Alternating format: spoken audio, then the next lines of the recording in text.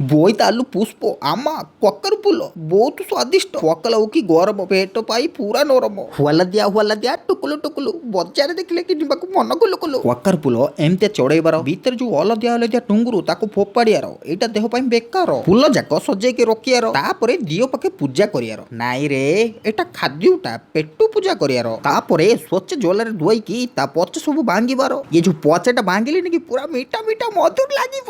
ଗୋଟେ ପରେ ଗୋଟେ ଫୁଲ ତୋଇକି 3 ଲେୟାର କରିକି ଭଲକି ଚିପିବାର ଜ୍ୱାଳ ସବୁ ବାହାର କରିବାର ତାପରେ ଅଦା ରସୁଣ ଜିରା ଶୁକା ଲଙ୍କା ନବାର ଆମା ଚାଉଳ ଚୁନା ନବାର ମେନ୍ ମାଲୁଟା ସବୁ ଯାକ ମିଶେଇକି ଜ୍ୱାଳ ଦେଇକି ଗ୍ରିଙ୍ଗ କରିବାର ଇମା କି କଥା ଏଗୁଡା ଏବେ କଖାରୁ ଫୁଲ ବାଚିବାର ତାୱା ଗରମ କରିକି ବୀଜ ଦବାର ଫୁଟଣ ଦବାର ଫୁଟଣ ଚୁଟ